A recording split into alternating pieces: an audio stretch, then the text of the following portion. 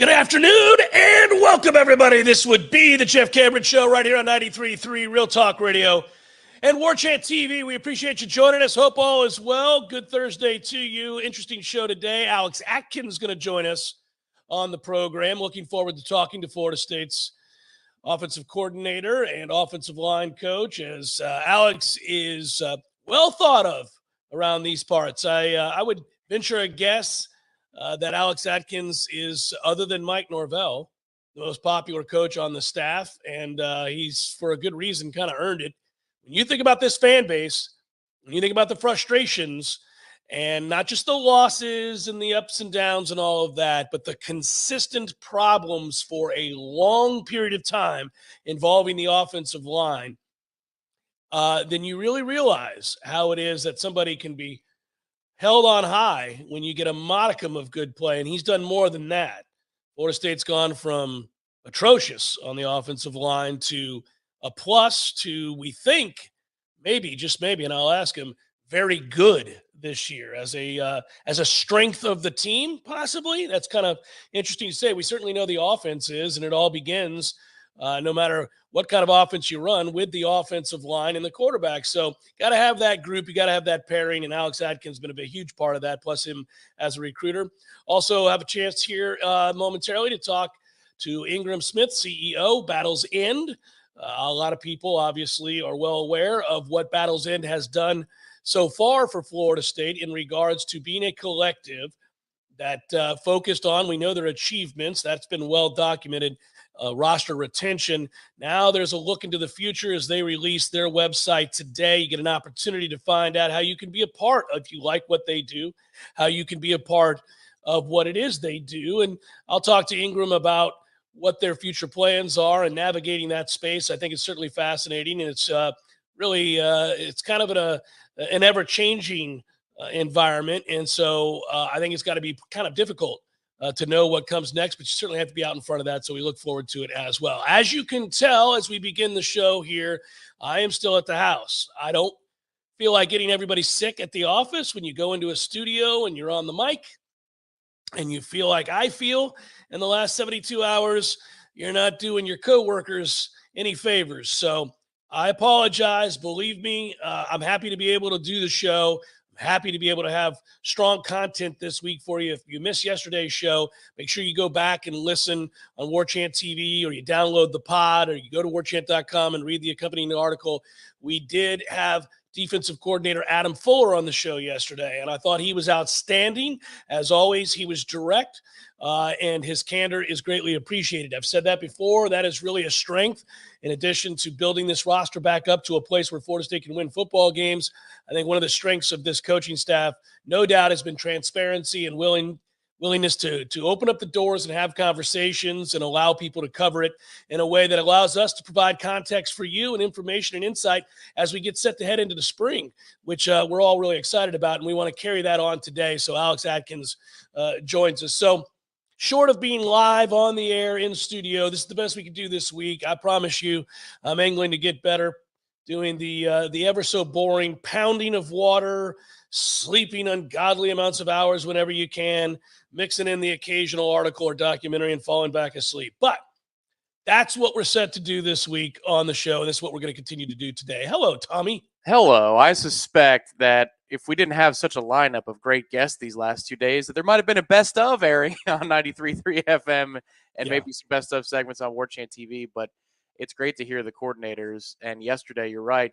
we already have 2 articles on warchant.com based upon what Adam Fuller said. We could probably write a couple more. But if you want to get exactly the way he said it, how he said it, and watch him, just be sure to tune in to Warchant TV. Today with Atkins, I'm going to be interested because we had this discussion. It also was a standalone video from one of our segments on the channel. But they've got about a dozen competitors for 5 spots on the offensive line. At full stop.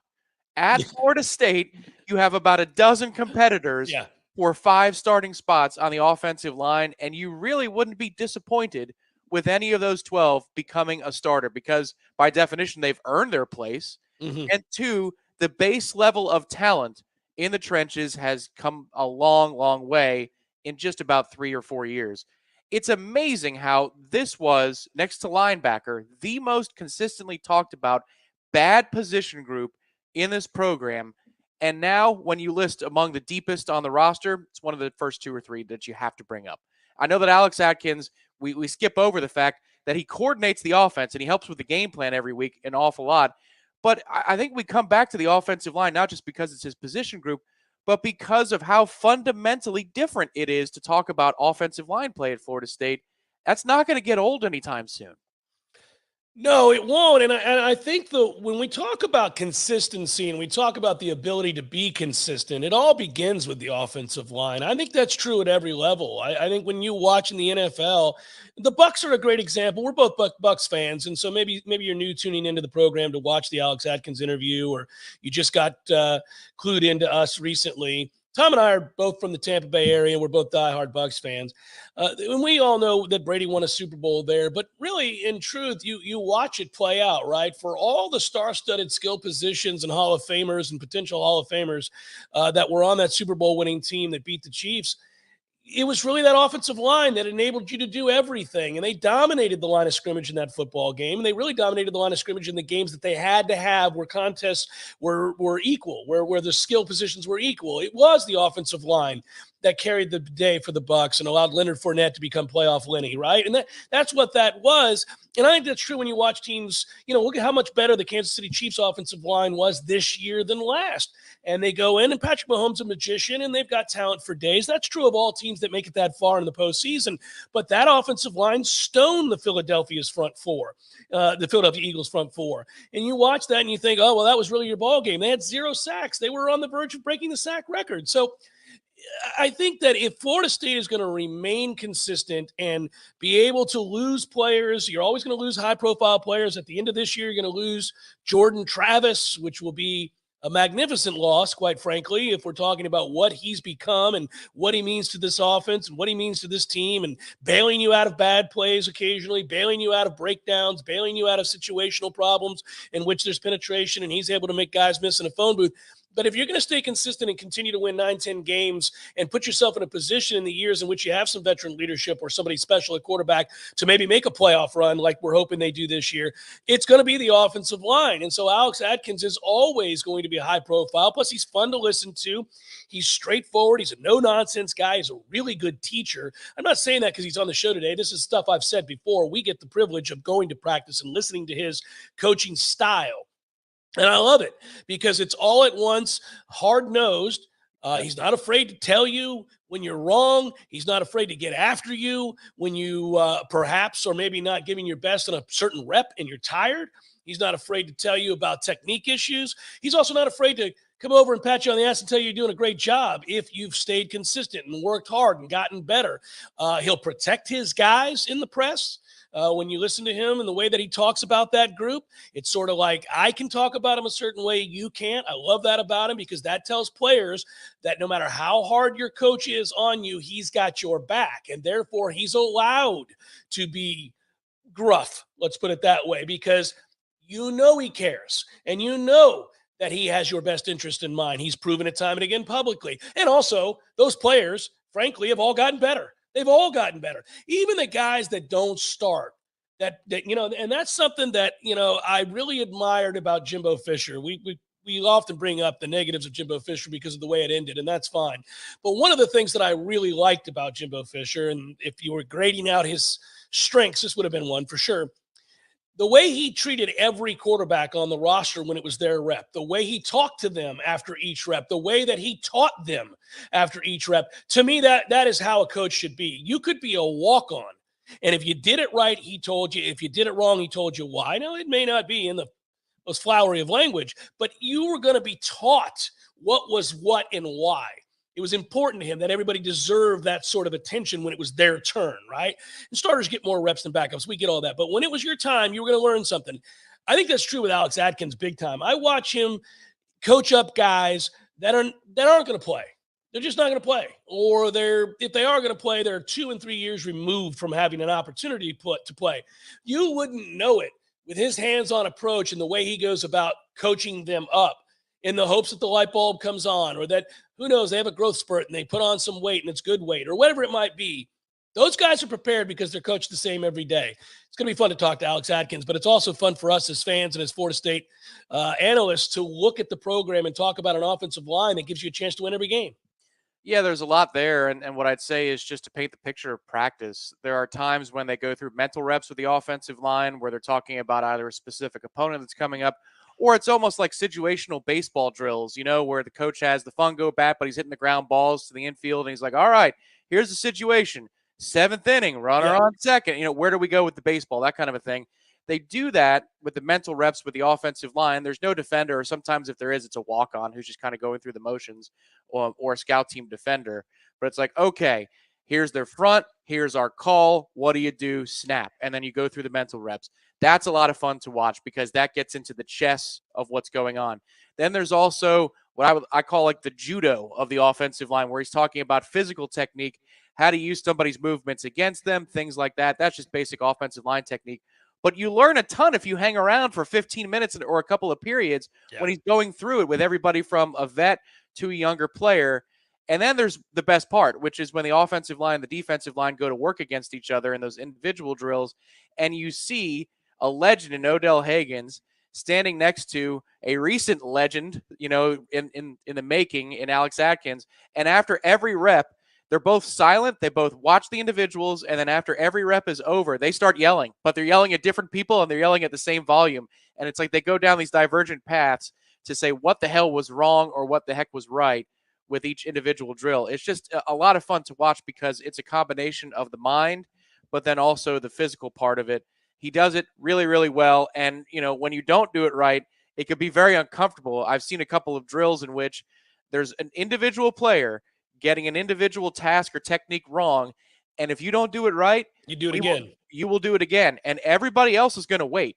And that feeling that you get, like maybe if you were taking BP and you didn't roll it over the right way because the coach says you got to pull it through the hole or whatever, you got to take it the other way, and he'll just keep throwing until you do it, and everybody's kind of standing there, and you feel the anxiety. Oh, buddy, that's real. When you get to 3 and 4 minutes of over and over instruction, it gets uncomfortable, but somehow he finds a way to not make it uncomfortable between him and the player because they know that they're getting better. So all those little things that you see, they manifest themselves in the games, and it's easy to see why Florida State's improved because of the different variety of things that he teaches them on a day-to-day basis. That anxiety was felt by me at the blackboard in Trig. Oh, yeah. Not a fan. Don't need all that. Don't have to invite me up to the blackboard. There's no cause for all that. Just please disperse with the lesson. I'll figure it out at the house. I don't need to be up here. I don't need all that. Yeah, that's true. I didn't think about the classroom. But that's that anxiety you feel when you're in an uncomfortable situation or a hard class, and maybe you're not exactly where you need to be, and they call on you, and you're like, man, really? Come on, man. Jerry over here is an ace in this subject. Get Jerry up there. He'll do fine. That was in Mr. Gasper's class. He'd put up on the overhead, not the projector, but the overhead. Yeah. And he'd have little connectors in anatomy class. He's like, all right, Tommy, show me the tibial tuberosity. Where is tibial tuberosity? I'm like, oh, my God. Yeah. It's a shin bone. He's like, where is it? It's like 1 through 7. Is it 1? Is it? Yeah. I love those. You're not 6'5", 300 pounds. You have to go through little things like that. But if you are 6'5", 300 pounds, you go through what Alex Atkins teaches. Well, and those one-on-one drills are, it's interesting. When I coached just the Timberlane Raiders here in town, I remember those lessons, and it's fun because you get a lot of those lessons on the offensive and defensive lines. That's where the most amount of physical reps take place, the Oklahomas, if you will, for lack of a better term. And I remember when you had a kid, and I sense this with Alex Atkins. This is the way I'm bringing it up. When you have a kid who's got ability, but he's not realized that ability, you're so desperate for him to understand that he has that, A, he's just got to believe in himself and trust it. And then B, you want him to realize it as soon as possible so that you can move on to the next guy that you've got to develop. Like once that kid gets it, I'll still coach you up, but I know you're where I need you to be. I got to get these other guys over here. You have ability. Let's get this together so I can talk to these guys that I'm going to have to kind of piece it together with. And I remember making, I don't want to call out first names. There was a kid named Martinez. I could hear it in my head. Martinez, we're doing it again. We're doing it again. And everybody would stand around and they'd look over at me. And I'm like, we're going to do it until he gets it. And, and when you're dealing with a 13-year-old, it's like, you may invoke tears and it's uncomfortable, but you got to get them there. And I think every coach at every level knows what that is. Yeah, the rage tears. You know, right. He's like, hard. He's like, but there's tears coming down. Yeah. But sometimes it brings out the best. Other times you have to end the drill. But I'll tell a quick story. I'll clean up the language of something I saw. I'll just say it's in the last year of Alex Atkins coaching. And this isn't out of school or giving away secrets or whatever. But he's talking about a technique, a blocking, I guess you call it a blocking call in pass protection based upon a certain look that a defense is doing. And he's talking about how they could run a stunt or a twist at the offensive line. And, you know, if they go out this way, then you go here. It's basically like a chessboard. So if he moves here, this is what you do. But he said, now sometimes they're going to trick you and they're going to do this. And you tell that kid to screw off. I want you to yell at him. You tell him to screw off. And he said a little bit more than that. Like, because that doesn't matter. Where are we going? We're going over here. I'm like, there are times when you're supposed to be a professional in practice, but you just have to put your notebook over your face because you're just cracking up, man. It's funny. I like coaches that, and this is true in general. We'll move on with the program, but I like coaches that in football you can do this. Not many other sports. You can tell a kid, a young man who's a little uncertain, that one of the ways that you can grab some certainty as to your assignment is to proclaim it. Yeah. When you get to the line of scrimmage. And I've said this all the time, but I had coaches who used to say, it doesn't matter if he knows you're going to block him. Yeah. He still has to whoop your ass and you have to whip his. This game can get boiled down to really simplistic things. Yeah. You know, it's you and me, Tommy. That's it. It doesn't matter if you do a spinny-do or if this is it. You ain't seen a spinny whippity-do. It's the Jeff Cameron Show, 93.3 Real Talk Radio, Warchant TV. Line 9, 1755, near Fort Duquesne, now the city of Pittsburgh. A 23-year-old British officer leads his troops in battle during the French and Indian War. Though fired upon repeatedly, this young lieutenant colonel remains unharmed to the disbelief of the native warriors. 15 years later, a respected chief sat over a council fire with this same man. As he told all those listening, the Great Spirit protects this man and guides his destiny. He will become the chief of nations, and a people yet unborn will hail him as the founder of a mighty empire. The man was George Washington, who went on to become the commander-in-chief of the Continental Army and the first president of the United States. Celebrating our nation's quest for freedom. Whitten Glass on South Monroe for mirrors, shower enclosures, and window glass. Call 222-5781. And Sellers Tile on Capitol Circle Northeast for tile, carpet, hardwood, and luxury vinyl. Call 656-8453. Let's be honest, we all have way too much stuff. Maybe your storage closet is full, your garage is full, or the guest bedroom is a mess. Call Southeast Portable Buildings, 580-6400, or visit them online at southeastportablebuildings.com. When you need a plumber quick, how long is an acceptable time to have to wait? Yeah, hey, it's the Millers again. Just calling you about our little plumbing problem. 2 hours? Hey, we were hoping you can get here soon because the water is getting really bad. I mean, please hurry. 4 hours? I know you said you were on your way, but, honey, tell the kids to drink water. 8 hours? Don't worry about us. We're fine. At M&L Plumbing, you'll never have to wait long for quality, dependable service right when you need it. At M&L Plumbing, we listen to our customers, and our qualified technicians aim to achieve 100% customer satisfaction. So the next time you need plumbing work or repairs, think of the name M&L Plumbing, your local plumbing experts, commercial or residential. Give us a call, 850-575-9393, or visit us online at mndlplumbing.com. M&L Plumbing, for all of your plumbing needs.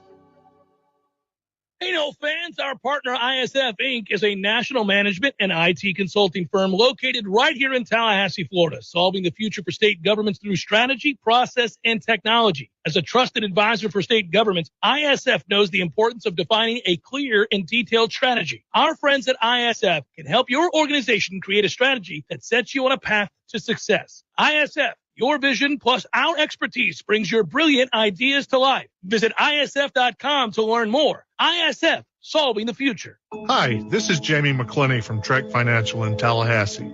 Managing downside risk in your portfolio is one of the biggest challenges that you'll face in retirement. Trillions of dollars in stimulus from the Federal Reserve and D.C. politicians, combined with zero interest rates, have propped up financial markets since the financial crisis ended in 2009. The Fed recently ended quantitative easing and has started to raise interest rates at a time when the global economy was already slowing. Have you considered what another 50% correction in the stock market would do to your retirement plan? If you're concerned about where this all might be headed and would like to find out about the potential benefits of an active risk management strategy for your portfolio, give me a call at 850-900-5200 and schedule a time for a review of your portfolio from an active risk management perspective. Make Jamie your first call for a second opinion. Investment advisory services are offered through Trek Financial, LLC, an SEC-registered investment advisor. We all want more energy, more strength, more results. Well, welcome to Orange Theory Fitness as you take a step towards feeling more alive today. Backed by science, Orange Theory's heart rate monitored workout is scientifically designed to keep heart rates in a target zone, spiking metabolism and increasing energy. Orange Theory Fitness is a one-of-a-kind group personal training workout resulting in more energy, visible toning, and extra calorie burn for up to 36 hours. Experience more vibrant life today with Orange Theory Fitness. To find out more, go to orangetheoryfitness.com. Welcome back to the Jeff Cameron Show, sponsored by Legendary Home Loans, a mortgage experience designed around speed, simplicity, and customer service.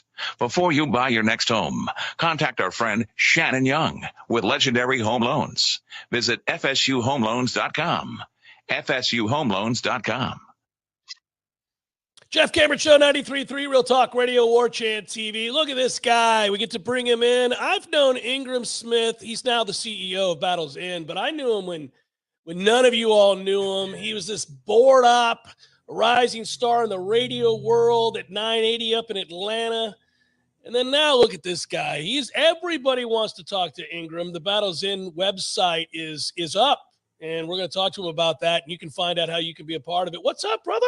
Hey, man. Great to talk to you, Jeff. Certainly appreciate you letting me talk to the broader JCS Warchant audience. And, yeah, we're excited. It's been 80 days since we kind of threw our hat into the field and said, give us a second. Let us, see if what we can do is something that you'd be interested in perhaps being a part of later down the road. And today's our first day to let people move on that request if they're so interested in. So NIL is an incredible space, an incredibly complicated and convoluted space at times, but it's been a lot of fun, and we're real proud of the impact that we've been able to have, and we're only looking forward to getting more people involved in it. So yeah, I'm going to pull up in a moment here. I'll have Tom put up, let everybody see a good look at the website and navigate that with you a little bit. But I do want to ask you, it's been an incredible time, and I mean that sincerely.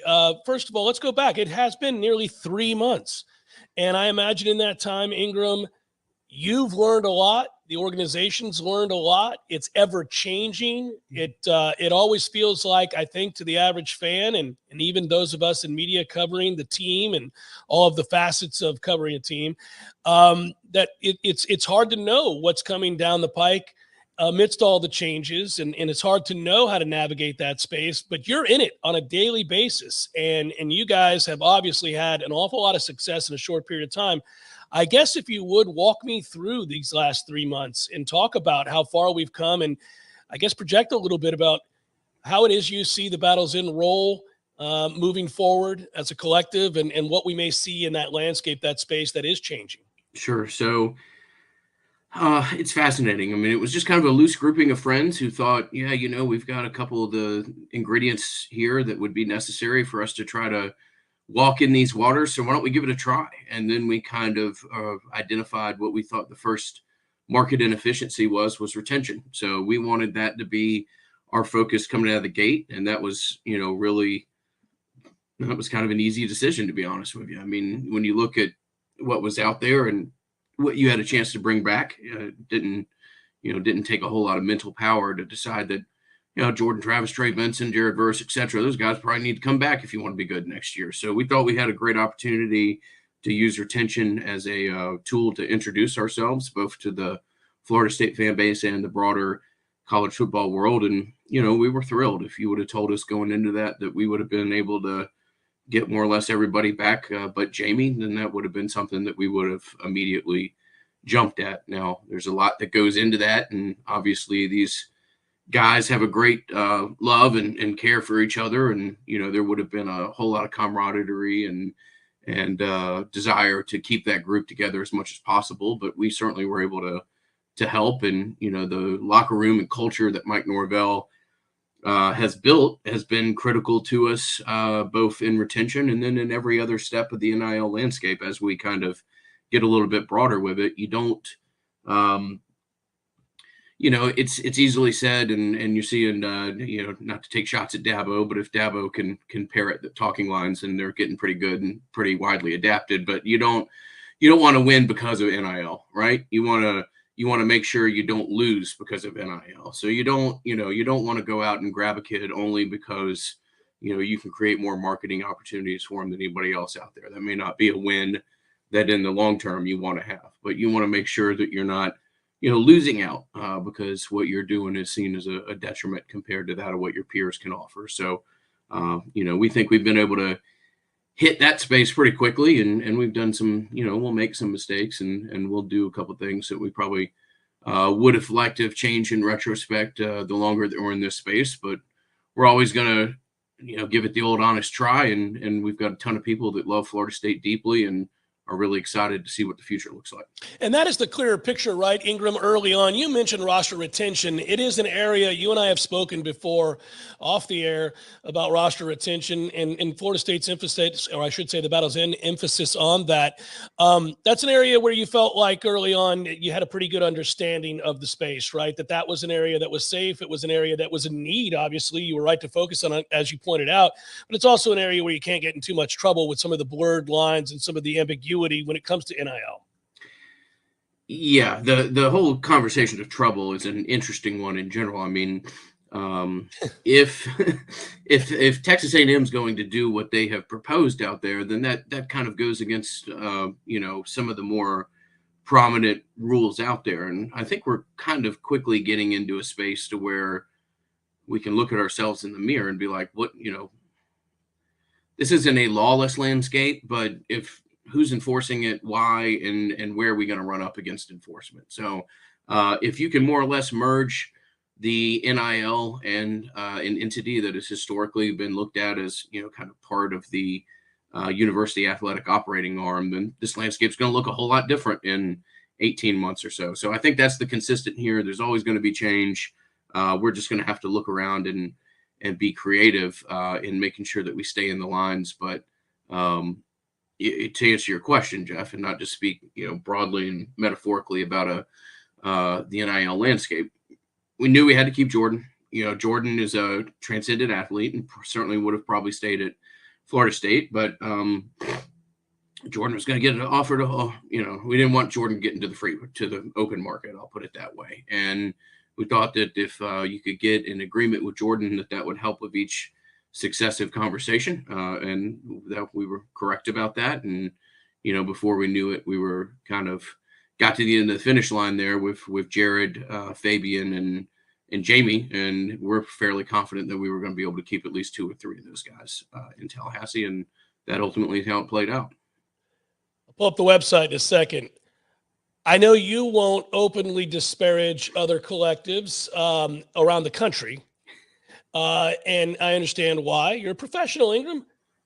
Some of those collectives have chosen to reset the market and oftentimes offered, as we now know it's documented in some cases, obscene sums of money when they're seemingly competing against themselves. It's been fascinating to watch the missteps, not saying, as you noted, that not everybody's perfect. Even you guys have some things you'd like to have done different, whatever that might be. But I guess that gets me to the question, which is, how do you figure out in the course of roster retention what the market is? How do you navigate those waters? I don't need you to get into the details necessarily. I don't want to get into the weeds, but I am curious, because it's so new, how you figure out value and what the market is for an individual on a roster. Sure. Complicated conversation, but I think an interesting one. And the other factor that goes there is you've got to know what the market is for your coaching staff. So, let's say you can go out and say in 2 months there's a defensive end that's the number one kid in the country or something like that. And maybe you can go get him, but maybe you would have to pay that kid a level that you think is otherwise going to strap C4 and blow up your locker room. Is it really worth going out and getting that kid? I don't know. You've got to have that conversation internally and decide whether or not what you're doing is, are you doing it because you think it's the best for the overall program? Or are you doing it because you think you're going to get splashed on social media and it'd be cool to have a moment or something like that? So I do think that you have to kind of weave all of this together. You have to be comfortable with what your market is your market, and what your market and the way that you interpret a market value probably isn't going to be the same thing that people view in Knoxville or Athens or Tuscaloosa or whatever. So I think that you have to have your own idea as to where you can go. And ultimately, there is some wink, wink, nod, nod here or whatever, but there are marketing opportunities that have to be created. So you have to have a good understanding as to where your fan base is, where their support is, and whether or not they're, really going to be able to be in line with that of what you think you can present to a kid. Ingram, you mentioned at the top of the interview that you wanted people to be able to kind of sit back. This was your goal. This was the way that you guys went about conducting business. Watch what we do. If you now want to be a part of what we do, here are opportunities. That's in line with, one, the reason we're having this conversation on the show, and two, obviously the release of the website. If you will, Tom, let's pull up the website and show people what the Battles In looks like and give them opportunities to perhaps go to the website and scroll through here. As we talk about membership, Ingram, we talk about, you had a mission statement there. We talk about how it is folks can join, quote, the family of the Battles In, and what it is you guys do provide the student athletes and what it is you guys are hoping to do moving forward. If you would speak on any of the topics there on the website, any of the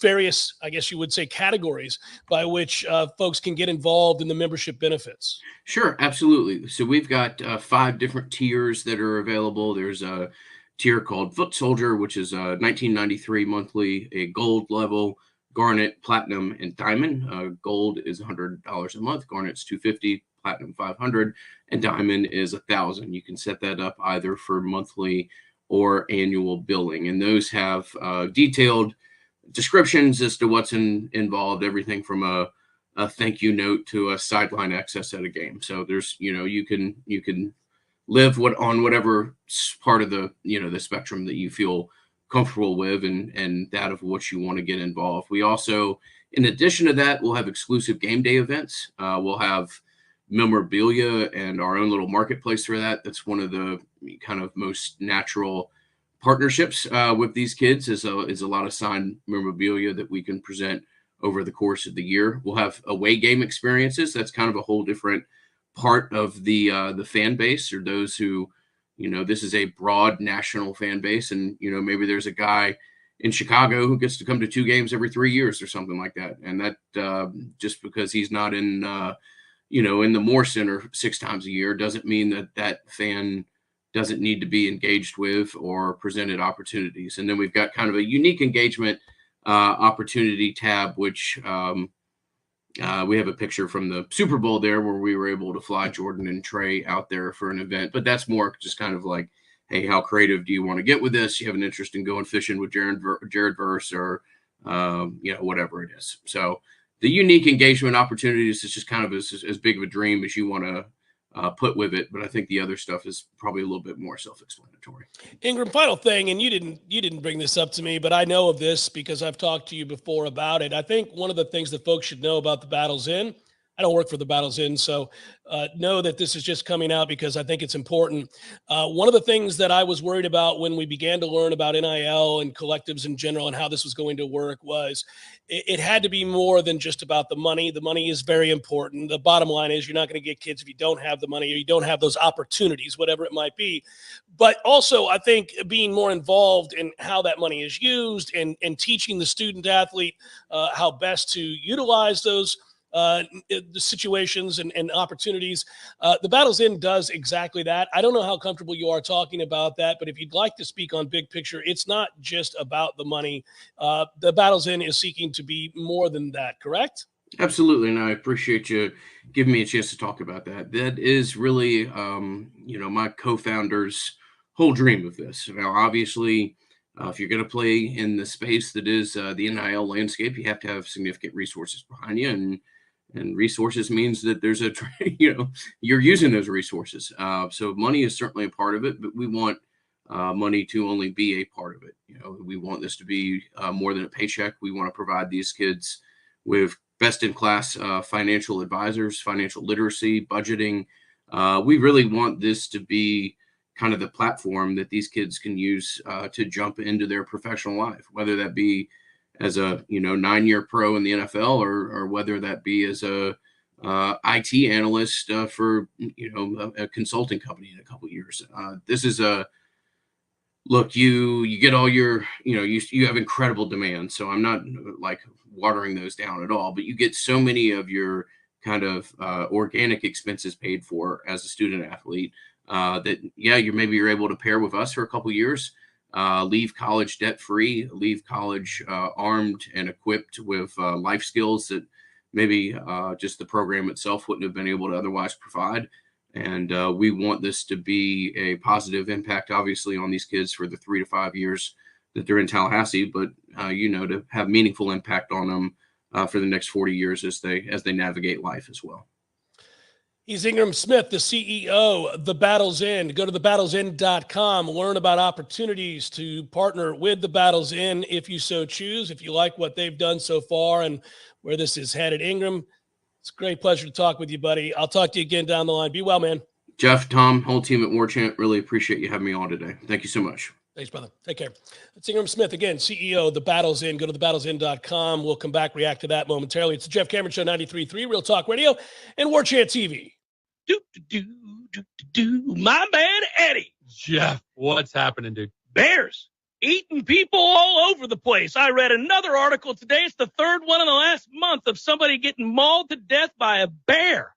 Man, bears have their own space. You got to let them have that. You do. You got to stay clear of bears, is what you're saying? Yes. I got a question for you. Here you go. If you had to be mauled to death, eaten alive by any animal in the world, which would you choose to eat you alive? Ooh, I think maybe I'd want, I don't know, longevity time, a mouse.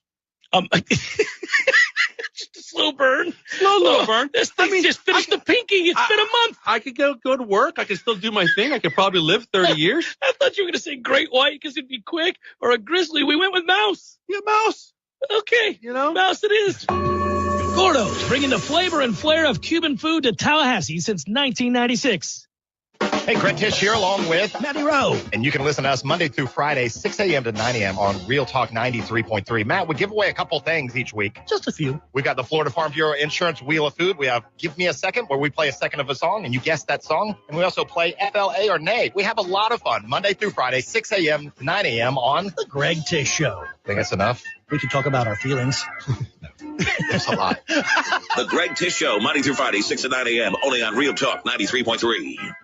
The Jeff Cameron Show, brought to you by Orange Theory Fitness. 2 Tallahassee locations, Midtown on Thomasville Road and Northside in the Village Common Shopping Center. Online at orangetheoryfitness.com. Jeff Cameron Show, 93.3 Real Talk Radio, Warchant TV. Appreciate you joining us. Hope you enjoyed that. Next hour, by the way, Alex Atkins set to join us. Want to continue to bang that and promote that, obviously, as he joins us next hour. Offensive coordinator, offensive line coach, and a guy that's got an abundance of talented players to work with this go around. So that's coming up next hour. Ingram Smith joined us this hour, obviously, and that was fun to hear from him. Battles Inn CEO, thebattlesinn.com, the website to learn more there. Anything revealed there, Tom, you didn't know, excited about, want to respond to? I thought obviously beyond just the website release, I think people need to know, and that's why I brought it up, that one of the things I like, I'm not saying other groups aren't doing this, I know for a fact they are, which is the whole money literacy thing and trying to go beyond the money.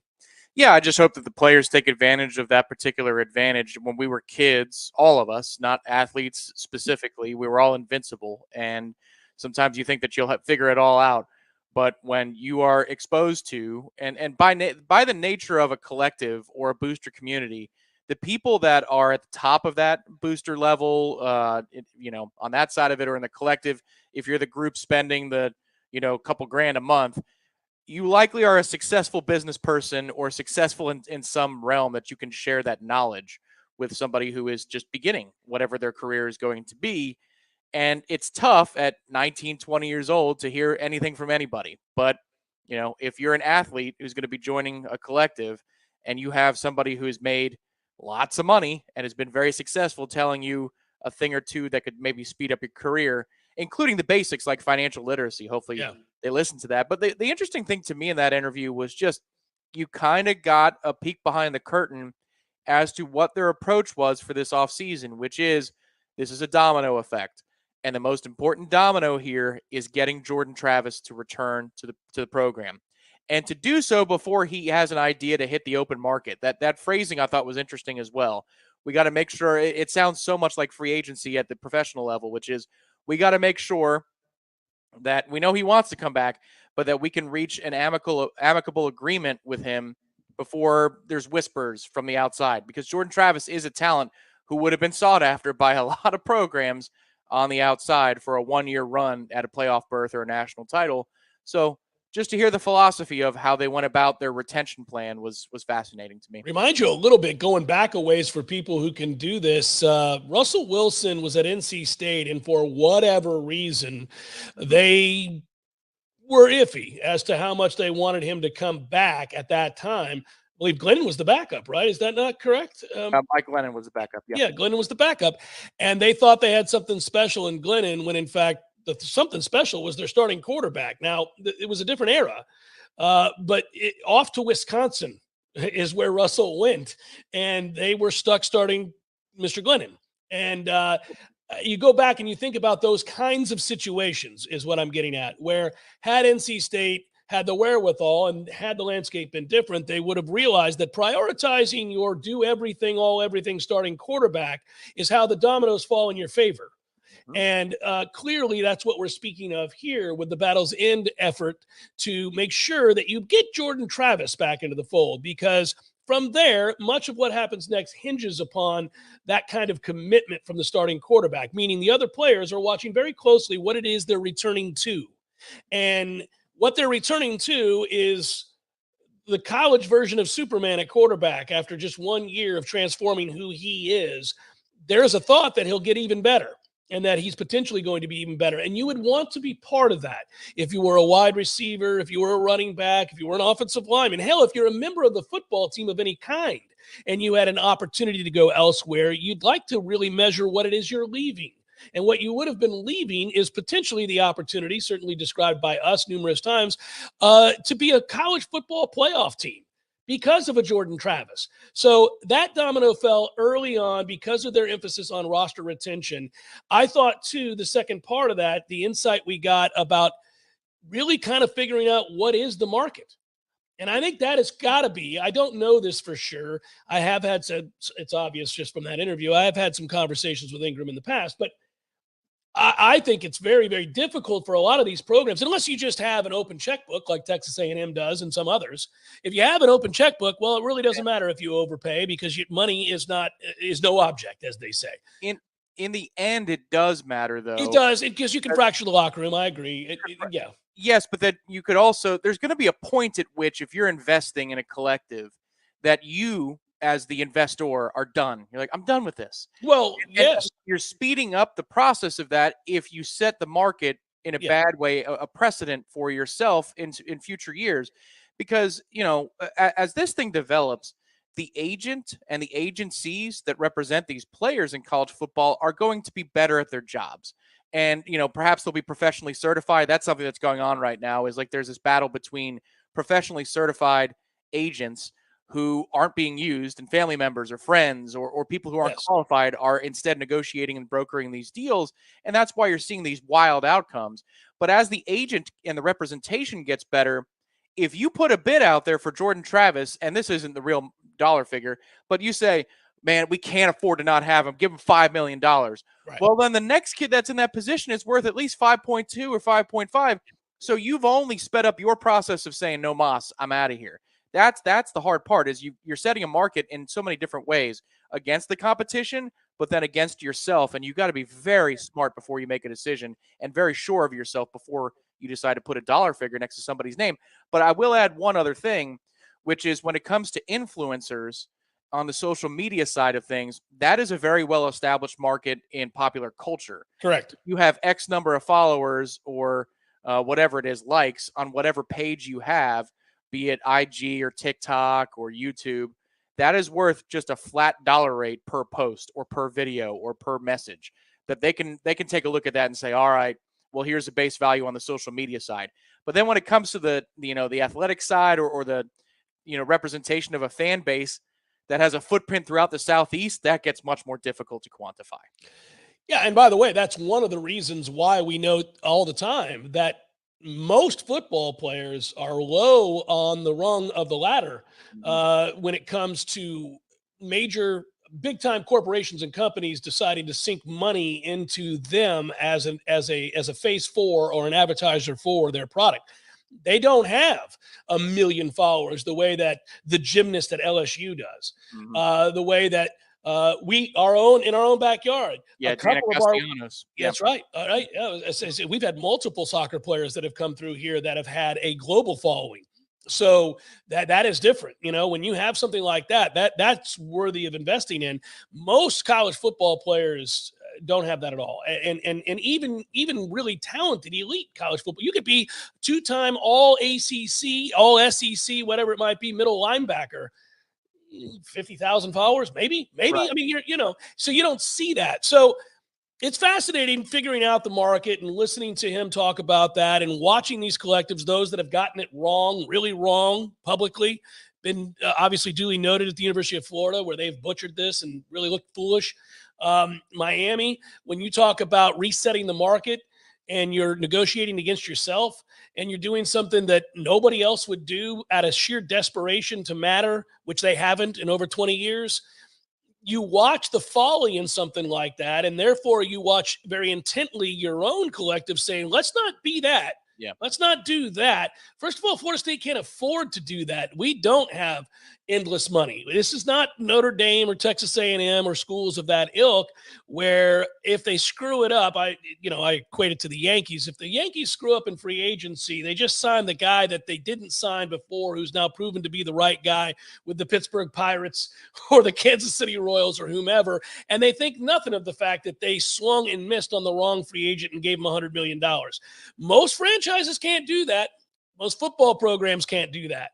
And so if you're not one of those kinds of programs, you really have to know what you're capable of. You've got to maximize that revenue. You got to figure out how you disperse that revenue to balance throughout your roster. Roster retention was the focus here. I think they'll expand that moving forward. It's a fascinating time in college football, Tom. It's a weird time, and it's an ever-changing landscape and space that we continue to monitor. So we'll see. And one quick note too, it's just, this is something that the mothership, the parent company, put out the other day. This is Shannon Terry's tweet about market value. And I think we're going to see this. This makes sense. Obviously On3 wants to be very involved in the sphere, and you can see that in the coverage that the national side of things do. But the essence of this tweet is saying that originally the projection was that an elite school was going to spend about $8 to $10 million annually. It's now in the $3 to $5 million range. Yeah, of course. Until corporate sponsorships get involved with this, straight up dudes that are entrepreneurs and women that have made a lot of money in their own private life aren't just going to be shelling out endless sums of money because they want 10 wins instead of 8. Well, it's a stupid return on investment. You get nothing back other than your ego and your pride for having a good football team in a singular season or two. It's dumb.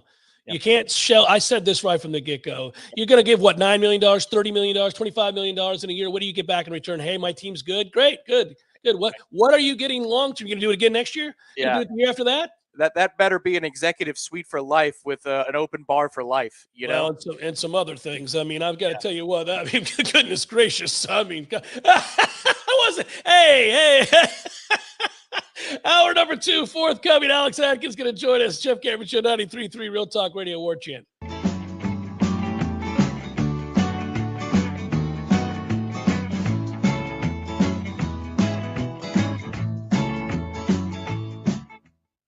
Joe, Java, Brew, Go-Go Beans, Brainwater, Liquid Lightning, Wakey Juice, whatever you call your cup of coffee, you're missing out if it's not Grassroots Coffee. At grassrootscoffee.com, you'll find an easy way to order the best roasted coffee beans available. It's very simple. Choose the blend you want and how you want it ground, and the bag you receive will have the date your beans were roasted and packaged on it, all written by hand and signed by the roast master himself. You'll know that's as fresh as it gets. You can get Grassroots outside of your house also at some of your favorite restaurants in town. Next time you're out to eat, try asking for Grassroots Coffee by name, because there's a good chance they will have it for you. And if you own a business, Grassroots Coffee has options to stock your break rooms with all the productivity powder your team needs.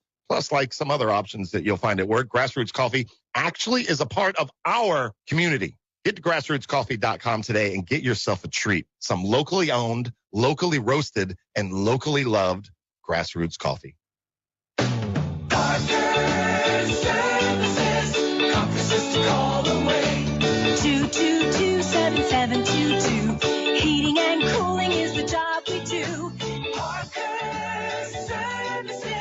Conferences to call away. Invest in a Peak Performance membership and you'll buy peace of mind in knowing that you're extending the life of your system and probably saving money on your power bill too. The program includes comprehensive tune-ups that keep your system running at its maximum efficiency. And Peak Performance members get many benefits, including priority service. Members jump to the front of the line when their comfort system fails. And a 15% discount on all parts. The Peak Performance membership pays for itself over and over again. Call today and have peace of mind. Florida license number CMC 050334. Parker Services. Conferences to call away. Parker Services. Conferences to call away.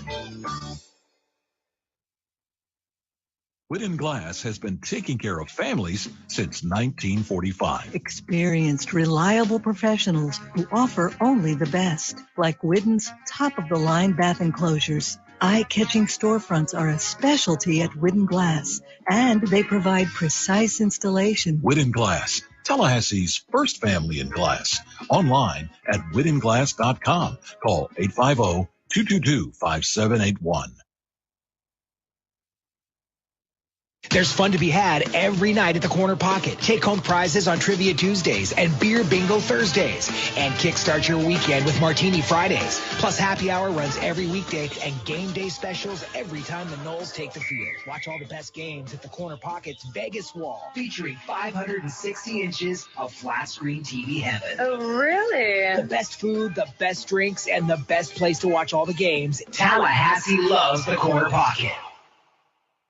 Coming up next, more of the Jeff Cameron Show. Live and local on Real Talk 93.3. WVFT, Gretna, Tallahassee.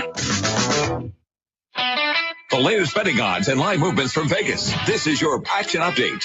Now here are your latest lines from our guys in the desert. Tampa Bay Lightning edged the Colorado Avalanche 4-3 last night as a $1.25 road favorite. Third straight win for the Lightning. They're on the road tonight at Arizona, playing $2.40 as the favorite.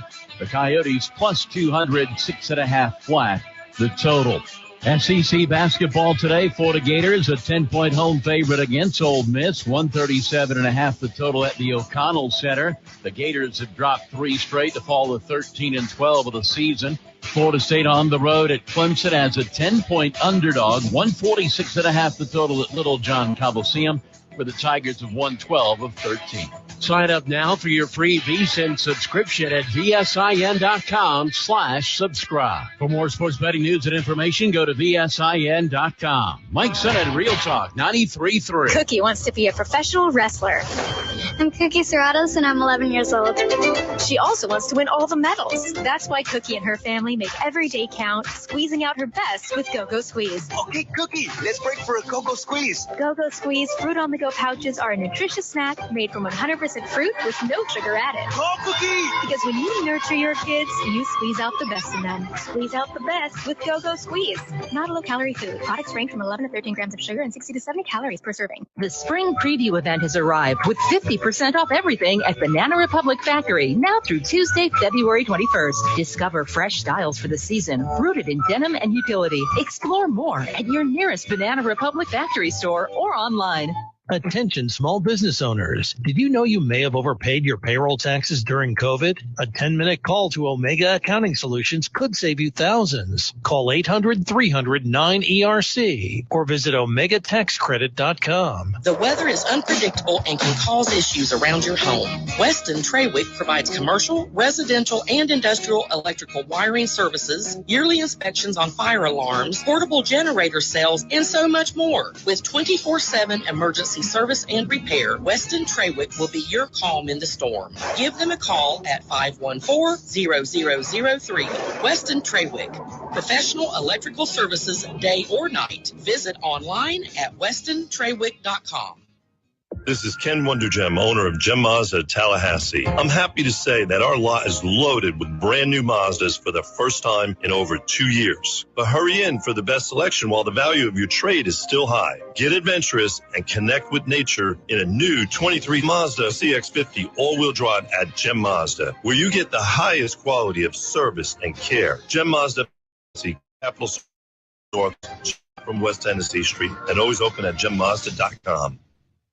Jerry's Famous Cigar Shop is a special place. It's Tallahassee's only traditional gentleman's cigar lounge with a massive collection of hard-to-find boutique cigar brands, a staff with over 100 years of combined cigar knowledge and experience, the best prices in town with full box discounts, a great selection of beer and wine, indoor and outdoor seating, private lockers, and best of all, Jerry's is a local family-owned business. Visit us on Sherrill Road or the new lounge on Cary Forest Parkway, the only cigar lounge for the true gentleman.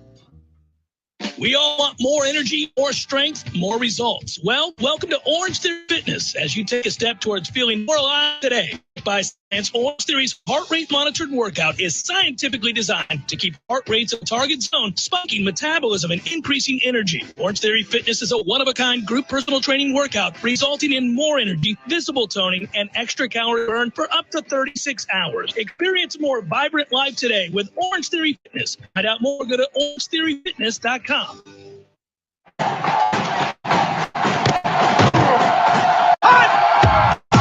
Broadcasting live from Florida's capital city, this is the Jeff Cameron Show, brought to you by Orange Theory Fitness on Real Talk 93.3. Now, stop what you're doing and listen closely. It's time for the Jeff Cameron Show in 5, 4, 3, 2, 1. Hour number 2, Jeff Cameron Show, 93.3 Real Talk Radio and Warchant TV. Appreciate you joining us as always. Hope the day is going well. It's going to get back in a second. After this segment concludes, we'll welcome in offensive line coach, offensive coordinator, Alex Atkins, who's done a real good job for Florida State. I previewed it last hour. I mentioned he was going to be on the program. Tom and I talked a little bit about his coaching style on the offensive line. He'll join us to talk about the group he has to work with this year, which is bountiful. And I don't know of in the last 23 years that they had this many guys competing for starting jobs on the offensive line. I'm going back to 99, Tom. I was on the air here in 98, but in 99, they went wire to wire and won the national championship. And it was one of the great seasons. By the way, the first program to ever do that. It should still be mentioned. It's been done since, but we were the first. And that offensive line was really, really good. But I don't remember it being 12 deep. I don't. It was really good. The 2013 national championship team, starting 5, was sensational. The starting 5, pro caliber offensive linemen in many cases, guys that went on to the league and had success and are still having success in some cases. But they weren't incredibly deep. We held our breath about, whether or not if Stork went down or anybody else went down, you kind of thought like, this could be a problem. 2014, same thing, wasn't nearly as deep as what we see now. The quality of the starting five it was better in 99. It was better in 2013. But the depth, I don't think we've had this much depth in an awful long time. Maybe in the entirety of my time covering this team, this program, which is, again, getting to be absurd in the number of years. And every time I reference it, I feel ancient. But, we're cruising in on 24 years now. But you could be ancient and still learn something, because that's what we're seeing here this spring. Yeah. And you could even go make it simple. Look at tackle depth here at FSU. And are all these guys true tackles? No, we're not quite there yet where you've got to factor Getting there, though. Getting there. 6 dudes that are true tackles. But Robert Scott is a holdover. They might like to move him inside if they could find, 2 starting tackles that they feel good about. Maybe Alex Atkins will speak to that one way or the other. But Robert Scott is where you start. From there, Les Harris returns into the fold.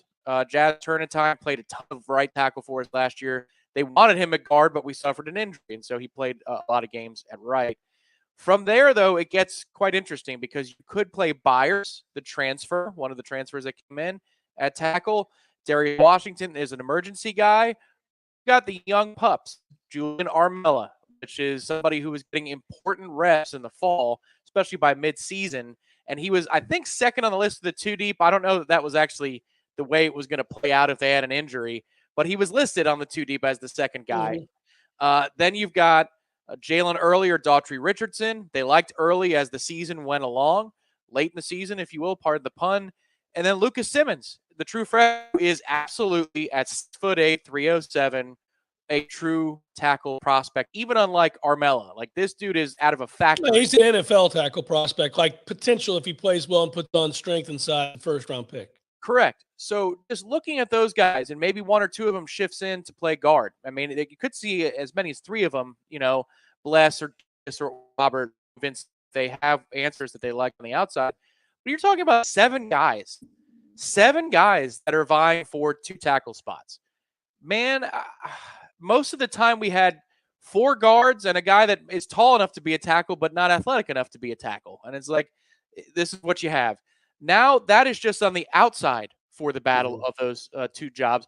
And the interior, you host of other names that are capable of being either starters or primary backups and rotational pieces. It's just incredible. It's easy for me, having been an undergrad in 06 all the way through present day living in Tallahassee. I've never seen anything like this in terms of depth. They've been able to pull off a practice in Jimbo's era in which they had 3 separate offenses going at once, but they weren't. The floor of the talent on the offensive line wasn't as good as this. Was the upper end as good as it in 2013, 2014? No, I think these starting 5 are as good as those groups. No. But if you're talking about the overall 1 through 12, 1 through 15, it's as good as it's been. Easily as good as it's been. Well, it's exciting, and I think that's why we continue to talk about it. I mean, spring does get started. We have our luncheon next week. We'll continue to reiterate that. We'll have it covered for you here on Warchant.com and the Jeff Cameron Show, Wake Up Warchant, Seminole headlines, and all the articles that you'll see on a daily basis. And we'll have these interviews like we've been doing this week. Yesterday was Adam Fuller. Today's Alex Atkins. Next week, we sit down with all of the coaches at said luncheon. We'll have opportunities to do interviews and bring you plenty of audio and video from that. Look forward to it, in fact. But, yes, this all is working to create quite the buzz, and it's not a manufactured buzz, quite the buzz surrounding a spring football practice, which may be as pivotal as we've seen since 2013. You got now a program that is reaching for greater heights, period. And they make no bones about it. They're not afraid, or they're not eschewing expectations. They have not deflected those expectations. They've embraced those expectations. I think this is the right way to go about it. I think it's a smart thing to do. Mike Norvell understands that this team is a team that can win a lot of football games, and why would you shy away from embracing their potential? You have to challenge them. You've got enough evidence from the last 2 years, especially this last season, that when you played the better teams on your schedule, you didn't dominate and you didn't win. But maybe one time, and that was against LSU. That was the best team you beat last year. It was the first game of the year, and you should be proud of that. It matters. It counts. That was a big win for Florida State. But you lost to Wake, you lost to Clemson, you lost to NC State. They weren't even any good. You narrowly beat Louisville, and I understand the situation. That was a good win. But again, another hard-fought close game. Florida was not a good football team, and they ran roughshod over your defense in that game. And Oklahoma had a rough season, and yet you went into that bowl game, and they kind of did whatever they wanted for most of that game on offense. So you have the tools to challenge your team, but you have the evidence that they can be really good because there were plenty of pockets of time in last year's schedule where they were very good, where they ran roughshod over mediocre teams, where they dominated and controlled large swaths of the action. I think that is the ammunition any coach would want. There's enough fodder where you can dangle the carrot and say, see this? This ain't good, guys. You may think that we won 10 games and we're about to graduate to a national championship contending team, but if this is any indicator, we won't come close. And then at the same time, if you feel like they're down and they need a little shot in the arm, show them pockets of time where that offense is unstoppable, and you got a ton of evidence of that. And you even have moments where entire halves are dominated by the defense, where teams can't get a first down. So you have plenty of highlights, lowlights to mix and fodder and use as you head into spring to get excited and motivate and or lift your team. Yeah, and you've got the urgency that LSU and Clemson are two of your first four opponents. Yeah. And so if you can't dilly-dally because you're going to gear up and ease on into the schedule. This doesn't have a week 0. There is no Duquesne to get the thing started before you take on a big-time opponent. And we all know what the stakes are going to be in that game. I mean, all these preseason lists that you're seeing on threes producing one every hour, it seems like, but they're fun now because we're on them. You know, it's like it's more relevant to us because you see the FSU logo, which is iconic, that logo next to our own players' names. But LSU has a lot of players on each of these lists as well. Like we were talking about the quarterback list, and Jordan Travis was listed 6th, and I thought that was a little light. Well, Jaden Daniels was listed 7th. And then when you talk about overall players in the college game, Jared Verse was listed 5th. Harkins is on that list, and he's going to be a menace to deal with, and he should be in that game. Malik Neighbors has gotten into trouble recently. It looks like he's out of it now in LSU. Something about I forget what the charge is. I won't do that thing that Harry Doyle did in Major League with the paternity suits versus parking tickets. But he's one of the best receivers in college football coming back this year. So it's just every time you see that list, LSU logo is there just as much as Florida State, sometimes even more. And that is something that reinforces the notion that there is no time to waste. Not on Monday, March 6th, not on the first day of fall camp or any day in between. You have to be ready to freaking go if you're going to go to the places that we want to, because while it's not a playoff game to kick off the year, it kind of is close to a playoff game to kick off the year. By the way, just for clarification purposes, and those at home, LSU wide receiver Malik Neighbors will not face a charge following his arrest in New Orleans on account of carrying an illegal weapon. There you go. There you go. That is the story. As he was scheduled for a bond hearing Mardi Gras Day, but the state refused charges on the condition that he surrender the firearm that they with. He agreed to surrender said firearm and thus avoid charges. So we've got balance on the Jeff Cameron Show. We want you to know what was going on with that. I think if you're Malik Neighbors in the SEC, and given the current climate and some things that have happened recently, you'd gladly surrender that weapon and move along very quietly. Yeah, I believe that report came out before the Alabama one. So timing matters, because if it came out now, perhaps it would be viewed differently. But instead, you know, the charges are dropped, just like he dropped a couple of punts that we couldn't score touchdowns on in the Superdome. And if we did, then maybe Fabian Lovett wouldn't have gotten hurt, and we might not have lost 3 straight. But I digress. It's okay. Fabian's back. I like that you don't let that go. I don't. It's BS. I don't care about that final drive. I care about what it took to get to that final drive and the legacy of that. It's like I won't let go Jenkins' injury from the 2012 opener. Yeah. I mean, you probably don't lose the NC State game if that kid doesn't go down. I mean, good Christmas. Anyway. Yeah, it's frustrating. It's frustrating. They were handing out gifts in the Superdome right there. That young man himself was handing out gifts in much of the way he's handing out a gun now. And there it was. And there it was with an opportunity to maybe rout LSU in that moment. But alas. Hey, that's okay. Caught some breaks along the way as well. And you got to always fall back on that and make yourself feel better when you get mired in the muck of frustration. It's the Jeff Cameron Show. I should mention that yet again, Alex Atkins set to join us next. Stay with us. You don't want to miss it. We'll talk to offense coordinator and offensive line coach Alex Atkins next on the Jeff Cameron Show. Hey, no fans, our partner ISF Inc. is a national management and IT consulting firm located right here in Tallahassee, Florida, solving the future for state governments through strategy, process, and technology. As a trusted advisor for state governments, ISF knows the importance of defining a clear and detailed strategy. Our friends at ISF can help your organization create a strategy that sets you on a path to success. ISF, your vision plus our expertise brings your brilliant ideas to life. Visit ISF.com to learn more. ISF, solving the future. There's nothing like relaxing in a hot tub after a long day. But if you don't have one, you're truly missing out. Hot tubs and spas have tremendous health benefits, besides just helping you relax. Like improving your sleep, they help with pain relief. They help to better your cardiovascular health, and so much more. And this season is the perfect season to finally buy what you've been wishing for. Pinch a Penny Pool, Patio, and Spas has the hot tubs you need for the price you want. Come shop our huge 12,000 square foot showroom and save today. There's over 50 hot tubs in stock right now, so you won't have to wait weeks on end for that delivery to finally come to town. If you're ready to relax, we're here to show you how. Pinch a Penny Pool, Patios, and Spas. Come visit our huge showroom at 2473 Greer Road with over 50 hot tubs to choose from. You'll be glad you did.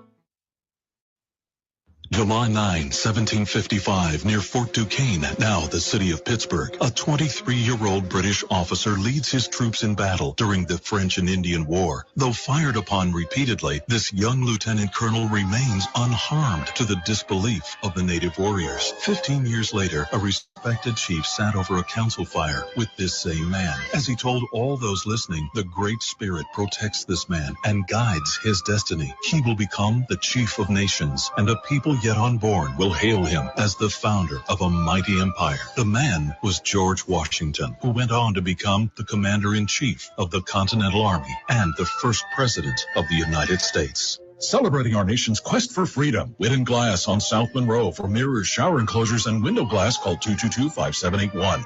And Sellers Tile on Capitol Circle Northeast. For tile, carpet, hardwood, and luxury vinyl, call 656-8453.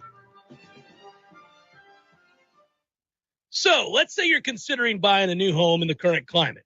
We've all heard that demand is high, inventory is low. So how do you get a leg up on the rest of the buyers all making offers on the same house as you? Oh, that's a toughie. But the first place I'd suggest you start is with a call to my friend Shannon at Legendary Home Loans. Shannon will set you up with a complete pre-approval underwriting.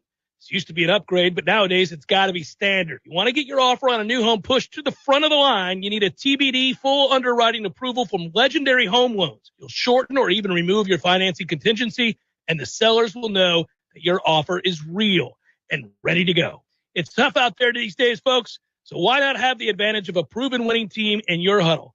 Get pre-approval underwriting from my friend Shannon with the one and only Legendary Home Loans. Call now, 844-FSU-LOAN, 844-FSU-LOAN, or just visit FSUHomeLoans.com. FSUHomeLoans.com. Equal housing lender. NMLS number 2270146. We all want more energy, more strength, more results. Well, welcome to Orange Theory Fitness as you take a step towards feeling more alive today. Backed by science, Orange Theory's heart rate monitored workout is scientifically designed to keep heart rates in a target zone, spiking metabolism and increasing energy. Orange Theory Fitness is a one-of-a-kind group personal training workout resulting in more energy, visible toning, and extra calorie burn for up to 36 hours. Experience more vibrant life today with Orange Theory Fitness. To find out more, go to orangetheoryfitness.com. Welcome back to the Jeff Cameron Show, sponsored by Legendary Home Loans, a mortgage experience designed around speed, simplicity, and customer service. Before you buy your next home, contact our friend Shannon Young with Legendary Home Loans. Visit FSUHomeLoans.com. FSUHomeLoans.com. Jeff Cameron Show, 93.3 Real Talk Radio, Warchant TV. It's the week of the coordinators. How great has this been? It's our great privilege to add on to the list as we bring in offensive coordinator, offensive line coach Alex Atkins to the fold. Hello, Coach. Good to have you on board. Good to talk to you again. I'm glad to be back. I like the name of it, Real Talk Radio. It's my idea, you know. We'll get straight to it then, right? Let's go. Let's get real. I mean, hey, so let's start with big picture here. First year last year as the OC and coordinating that. What's your week like now, game week like now, when putting together, I guess, a game plan coach and working with the other position coaches? Do they report to you and tell you what they're seeing, and then you collaborate and talk to Coach Norvell? How does that workflow work? Yeah, we have a good system of, everybody's involved in the game plan week. So basically, we all have our specialties, whether it be red zone, third down, short yardage, and things like that. Every coach has a specific area that's their expertise. And so everybody has a time set up. What I do is I organize a schedule where throughout the week, whether it be on that Monday at 11 o'clock, let's say Coach Thompson, he has a pass game. Coach Norvell will be in the room, in the staff room, and they'll come in and present, and then we'll kind of finalize it. So it's cool now because, the years prior, I had my expertise roles. Now I'm involved in all of the game planning, which is fun to do. Yeah, it's got to be fun. That offense began to really click last year, Coach. I think now when you look at it, you get two new tight ends, right? And Kyle Morlock and Jaheim Bell, and that adds on to Marquiston Douglas and what he was doing in the second half of the season, especially. With that, what does that kind of versatility do now for the room, for the offense? Yeah, whenever those 12 personnel sets and getting more tight ends on the field, and also tight ends that can not only block but also stretch the field vertically, it gives you some fun, ideas and toys and concepts to play with. And also, we got some young guys coming along with Jarrell Powers and Jackson West. So that room is developing nicely coming up this offseason. That's it's going to be a fight to get on the field because you're just talking about that depth of talent. Yeah. Or we just put them all out there. I'm sorry? Or we just put them all out there. That's true. You put them all out there. You want competition.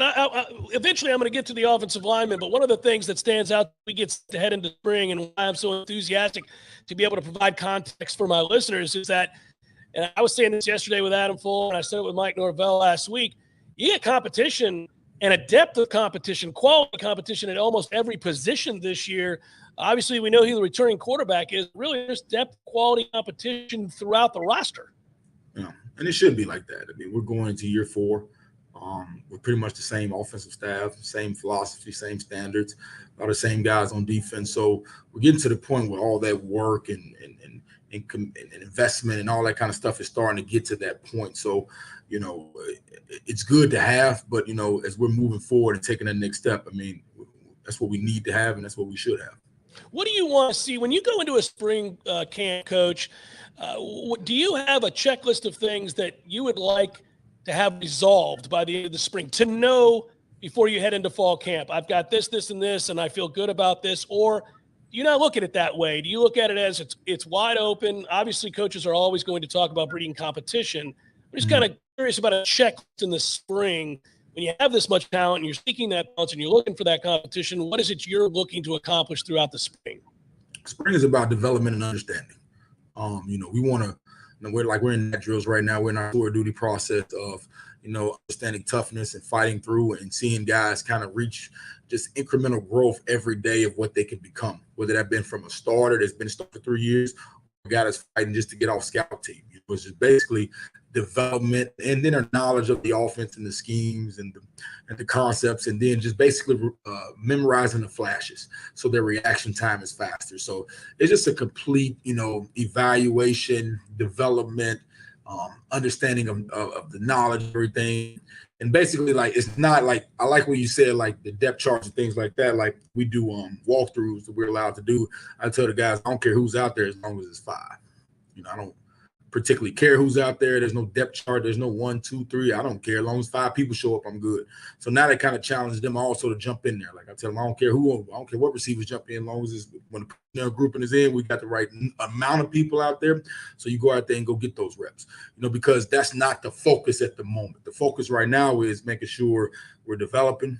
We're reaching heights and different benchmarks that we need to get to in their personal lives also, but just getting better overall.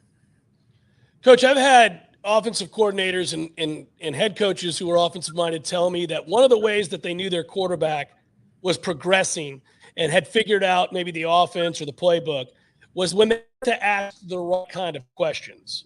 And that in the meeting room, they're asking the kinds of questions that suggest they have a greater grasp of what they're doing. When you're judging an offensive lineman in that regard, what is it that let's say we're going into spring here like we are, is there something that indicates to you, oh, this is about to take a step beyond just the physical, bigger and stronger, let's say from year to year?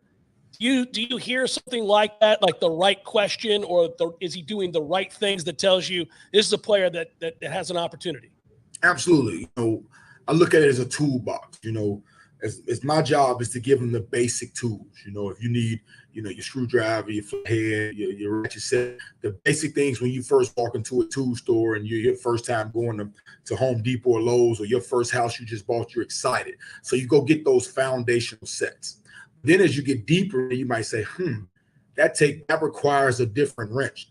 So when I see players start looking for those specialty tools to be able to up their game, they're not just at the base, man, I'm just trying to, fix a light switch. Now they're talking about, okay, now I need this transponder to hit the electrical wire.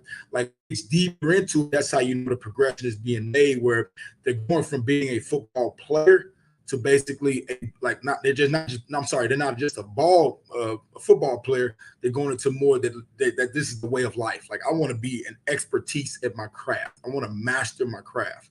So it's not, I like the concept of it. It's just more of like, all right, coach, I know how to take a 45-degree set, but now when I get to the bottom of the set, can I kind of go with my inside hand to the armpit or the bicep to lock the arm that I can grab? Like, when you start getting into those conversations of personal growth, where Rob Scott is different from Bless Harris.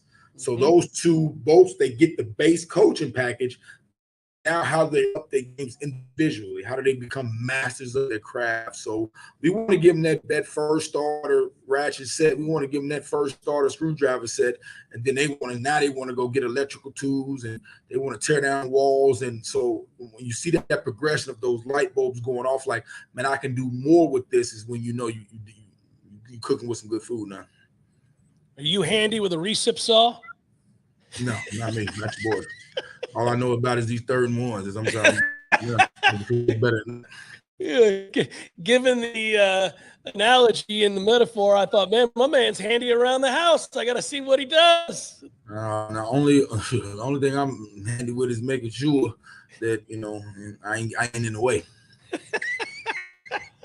Coach, you bring in Jeremiah Byers from UTEP and Casey Roddick from Colorado and Keandre Jones from Auburn. And this is on the heels of successfully providing quality depth and even starters via the portal a year ago. I guess I would ask you, what is it you're looking for when you're looking at potential transfer portal kids for the offensive line? What do they have? What are you checking off the boxes there that before you even begin to think about bringing them in? Number one, they have to have a heart of giving and to pour into the guys already got on the roster. When I first make contact with a guy that's an older guy or a porter guy, the first thing is I'm asking to say, look, man, I'm bringing you in here to provide a different perception to the guys that are already here. We signed some guys here that this all they know is this way. And with you being in the portal, you understand that there's different ways to do it. So number one, I want you to come help them and teach them, hey, this, I've been through this, or be that experience for them. But also, there's a point of gratitude of understanding the good things that they're getting that they might have didn't get, or just the change and how it helped them. So just different perceptions. And I also want them to challenge me. Like, hey, coach, I seen it done like this. Why did we do it like this? Because now my players in that room see those conversations, and it's about finding the best way. So number one, come in with a heart of giving and understanding that their job is to come in here and pour into the guys that are already on this roster. Now, they're also going to elevate themselves and make sure they're on point and getting better to try to get on the field. But it's all about giving back to those guys. So I tell them, if you come in this room and it's a selfish or I'm coming here to play type of mentality, you're not going to make it very long. And that's how you can keep locker rooms intact and pulling in the same direction, right? I mean, that has been well documented that the portal has been successfully utilized by you and the entire staff to this point. And there doesn't seem to be any cultural, degradation. Everybody seems to be on the same page and not really taking offense to that. I think it's a hot topic, But in the year before, we signed 5 high school offensive linemen. And this year we brought Lucas Simmons in and Andre Otto. So we're the portal is supplemental. We just hit on this. We've hit on some good players in it. So now that becomes the topic of discussion, because those other young guys we got are still developing in their development process, but they're also still in the picture. They're still also competing. Those guys are just a little bit older and probably a little bit more experienced. But like we got some guys right now on the heels of putting some of them dudes on the bench, so they better be on point. It's a good problem to have, Coach. So much experience and talented players battling for 5 spots, if you will. Is it an exaggeration to say you have, I don't know, a dozen or more guys that you could conceivably see win starters jobs? High possibility. I think that's probably a number. But what I've also learned is, man, you can get to the summer, one of these guys can come out of nowhere on you and really do it. Like, it can really jump up and make a lot of strides and kind of be more like that's what happened with Rob Scott when he first here. It was a guy that under the radar couldn't even go through individual drills with me. I had to put him on the side, and he worked with Man Ray at the time, who was here, was his graduate assistant, now with Coach Cooper, and he had to do his own thing because he wasn't even physically able to go. When you talk about game 2 or 3, he started figuring it out, and he came in, he sat some people down. So it's interesting to see the dynamic of guys that just kind of, once that light bulb goes off and they're like, all right, I'm all in, it's just that change can happen rather quickly. I hate to single out any one guy. You mentioned him, and the fan base is going to want to hear your thoughts on what's possible for a freshman like Lucas Simmons. Obviously a very high-profile recruit, and a lot of people described him as a future NFL tackle. That's many years from now, perhaps. But your thoughts on the fact that, you've had to utilize at times what people would consider to be guards playing tackle and the like. You now have guys that are more, quote-unquote, suited to play tackle. He's 6 foot, 800+ pounds coming in as a freshman. Your thoughts on him and maybe some others that you may want to mention? So you got Lucas Simmons coming in with a work mentality. I'll give him a good shout-out because, I hadn't had to deal with him. He's been on point academically. He's been on point with attendance. He's working hard. He's learning it. He's doing a good job of kind of taking his own time to demand it. But, you got guys like Lucas Simmons. You got guys like Julian Armella. You got Dalton Richardson. You got Jalen Early. That's 4 young guys right there that are really competing to make contributions that are going to surprise some people.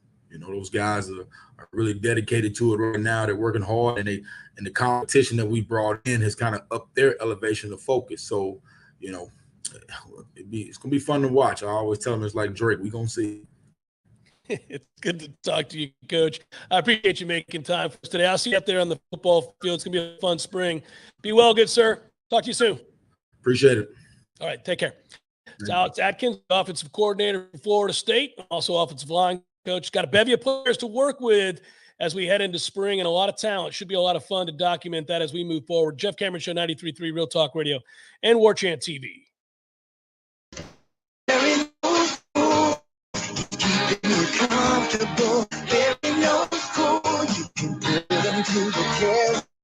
This is Tyler from Bear No Heating and Air. Now you can schedule an appointment or pay your bill from your mobile device. Any day, anytime, anywhere. Save big time in the new year and get $1,200 off select new units. Online at BearNoAC.com.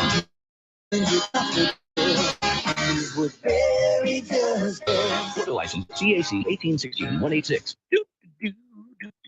My man Eddie. Jeff, what's happening, dude? Bears eating people all over the place. I read another article today. It's the 3rd one in the last month of somebody getting mauled to death by a bear. Man, bears have their own space. You got to have that. You do. You got to stay clear of bears, is what you're saying? Yes. I got a question for you. Here you go. If you had to be mauled to death, eaten alive by any animal in the world, which would you choose to eat you alive? Ooh, I think maybe I'd want, I don't know, longevity time, a mouse? Just a slow burn. Slow burn. This thing just finished the pinky. It's been a month. I could go to work. I could still do my I could probably live 30 years. I thought you were going to say great white because it'd be quick, or a grizzly. We went with mouse. Yeah, mouse. Okay. Mouse it is. Gordo, bringing the flavor and flair of Cuban food to Tallahassee since 1996. Hey, Matt. Yeah, that's Greg. Do you know all the different ways that you can listen to Real Talk 93.3? There are several. So we've got realtalk93.com. You can go back and listen to all our shows in the podcast section. That's right. You can also listen on our app as well. Search Real Talk 93.3 and look for the red microphone and download our app. Never go anywhere without us. And of course, you can always listen right on the radio. Well, they are listening. Are they? If they're hearing this commercial, then they're listening. That's true. I hadn't thought about that. The Greg Tish Show, Monday through Friday, 6 to 9 a.m., only on Real Talk 93.3. The Jeff Cameron Show, brought to you by Orange Theory Fitness, 2 Tallahassee locations, Midtown on Thomasville Road, and Northside in the Village Common Shopping Center. Online at orangetheoryfitness.com. That was fun. Alex Atkins joining us on the Jeff Cameron Show. He's got to feel like a kid in the candy store right about now. I mean, you got a lot of options, and I brought up those options a little bit with Jaheim Bell and Kyle Warlock and Marquiston Douglas and how good Biscuit was at the end of the year there. And I don't know, man. I think this Florida State offense is in good hands, to say the least. I think that the marriage of what he and Mike Norvell do in game preparation, but then also hearing how they bring in, it's very much collaborative, and it's a natural step for me, I guess, in a way. I didn't mean it to be, but now that we're here at this point of the show, it is Thursday after all, and this is when we like to partner with our friends and collaborate with our partners at ISF. You guys know about ISF. I want to do something today with ISF because we know that they work with the state, oftentimes state agencies, and make them more efficient, and they get, I don't want to get too deep in the weeds here, but for example, they did a feasibility study for the Department of Children and Families, and they worked with that group to define sort of their vision and goals for the future. And it's a critical system serving the public good. They know all that, but they're able to provide a detailed roadmap, ISF, to modernization of technology and operations, and they update the documentation for the department to request funding for improvements, that kind of stuff. Now, that's what ISF does. But here's how it's applicable to us on the Jeff Cameron Show and how we utilize it here is those kinds of studies, those kinds of examples, feasibility studies, for example. Go back to Tom when we were talking to Ingram and the battle's end. And really, you could talk about it with the athletic department, and you could talk about it with the football program specifically. You can talk about it, certain segment groups, whatever it is. How do we become more efficient? How are we more effective? How do we best utilize what we do have? What are we lacking? How do we fundraise to make up for what we're lacking if it's a monetary unit that you're talking about? These are all things that Florida State has to do. These are all things that most successful organizations have to do. Identifying how to best use your funds and getting back to the battle's end, well, they clearly identified roster retention. What's the next step for Florida State in the proper utilization of said funds and how effective they can be year to year, year end over year? Most organizations, whether it's ISF or the Battle's End or the Jeff Cameron Show or the Florida State Athletic Department, are looking to improve on a year-to-year basis, on an annual basis, not remain status quo, because there are always ways to get better and become more effective and efficient. It is going to be curious to see what that is from a collective standpoint, but as it pertains to Florida State's football program, beyond the money, which is what I'm referencing there, and they really have figured out the most efficient and effective way to utilize the portal without upsetting the roster and the culture in that locker room. Well, that is probably the number one thing, Tom, probably the number one thing that I think this staff has done in the midst of a quick turnaround. Look at what Coach Atkins was talking about, though. And yeah, ISF does it with words that, are multisyllabic, they're 5 and 6 syllables a piece, and you're like, oh my God. It's like when you read a job application and you're like, doesn't that just mean that I make the company smarter and more efficient? Like, that's a lot of words. Well, that's what they do as a business to help with state agencies and all that. But it's something we do in our everyday lives. And Alex Atkins' example is very simple, where he's saying, if you come from another institution, share all the knowledge you have. We are more efficient if we combine all of the knowledge that we all have in this room right now and decide what is the best path forward for this scheme, this play, this game plan, like whatever it is. Okay, we did it this way at Colorado. Interesting. I like that thought. Don't reject the thought. Accept it. See if it applies. If we're already doing something better, so be it. If we're not, then let's replace it with something that's better, and that makes this whole operation smoother. And that's what the math is when he's looking at an offensive line transfer. It's what you need to do when you are a collective and you're talking about year to year. What is the most efficient use of our dollar? Is it going to be in the transfer portal, or is it actually going to be in the high school ranks this year? Because I will bet you that each year, and we didn't ask Ingram this, but I'll bet he would not, even if he can't say the quiet part out loud, that there are going to be more competitors in the market for transfers in the next couple of years because of what Florida State has done successfully. And so therefore, maybe the value is going to be lowered on the moves you can make in the portal. Because if you've got 5 bidders for something at an auction, the price goes higher. And so now you need to pivot and be nimble and go into the high school ranks. You have got to be able to move back and forth. And the question is, I think it's a year-to-year specific thing. Where is the best use of our dollar as a collective? Alex Atkins has this method about what they do when they get here. But, one thing that facilitates a kid to go from Colorado to Florida State or UTEP to Florida State is, what can the collective do for them? Well, there's 2 things here, really more than that, but I want to address 2 things that you said that I think are very interesting and add to that. It's refreshing to hear a coach suggest that any transfer that comes in needs to challenge him as well. Mm-hmm. It's not a one-way street. You're coming in. It's a more effective way, interestingly enough, of self-scouting. Yeah. And it's also removing ego. You're not assuming that everything you do is 100% maximized in terms of efficiency. You understand there are other good football coaches, lots of them. They're all over the country.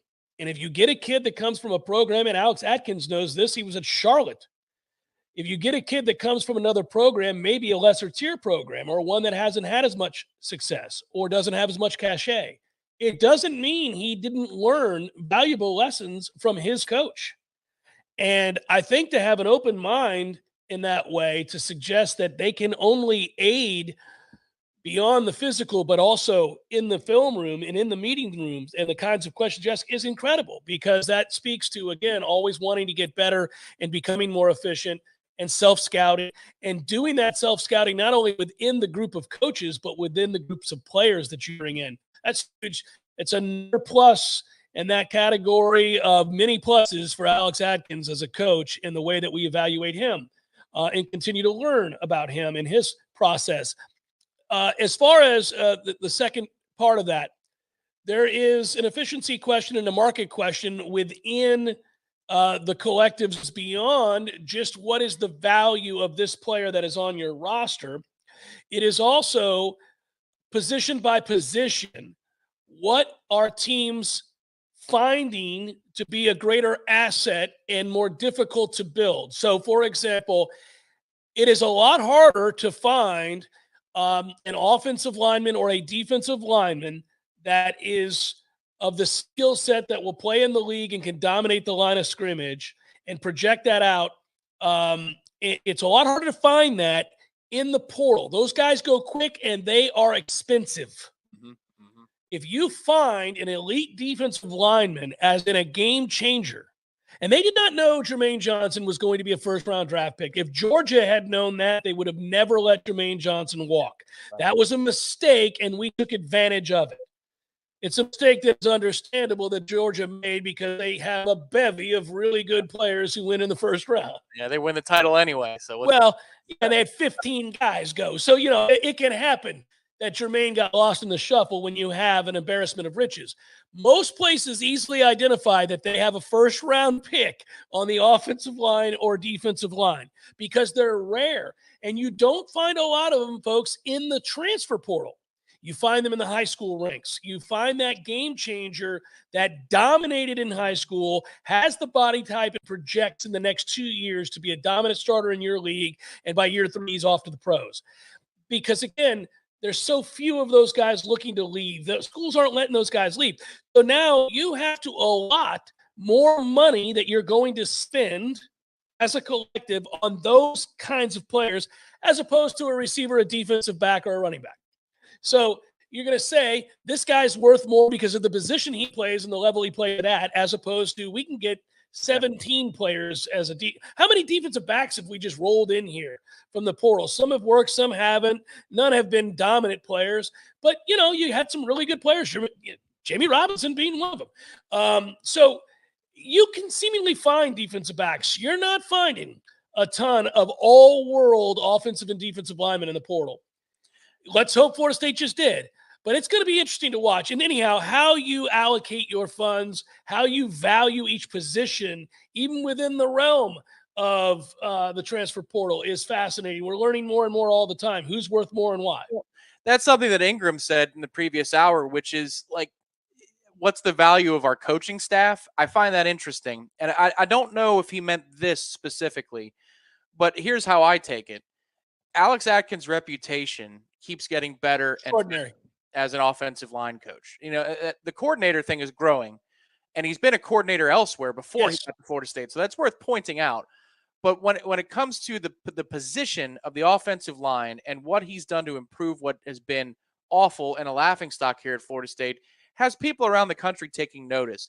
And it's not just other coaches at other institutions or at the NFL level. It's also recruits and high school coaches that want to put their kids in a position, because it's to the high school coach's benefit. If they coach up a kid until they're 18, send them off, and they go to the NFL, who gives them the best chance? It helps me as a high school coach. It helps everybody. Well, Alex Atkins' reputation, if it improves, almost serves as a discount when you're looking at the dollars and cents to get a player from the high school ranks or the portal.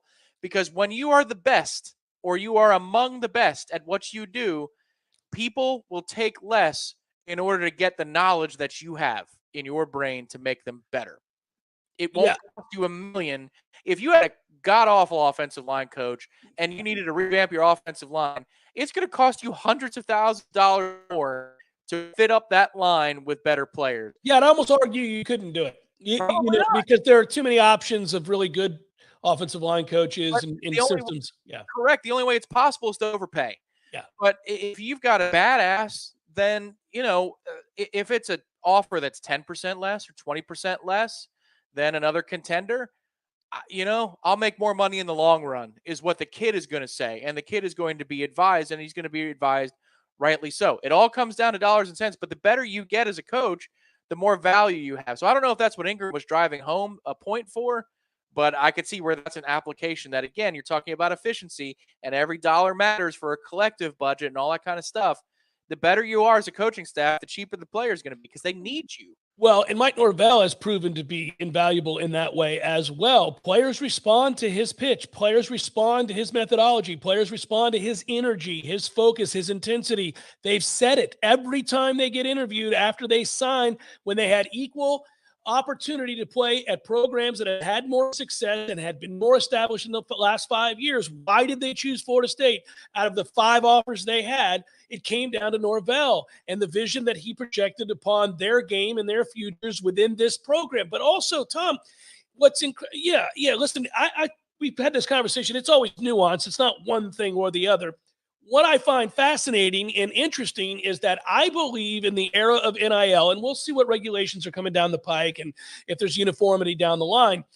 But the bottom line is, in addition to having the funds and resources, you've got to have that to compete. But once you are in the ballpark and you're not at a distinct disadvantage when vying for certain players, it really becomes all about your coaching staff and all about how effectively you develop players.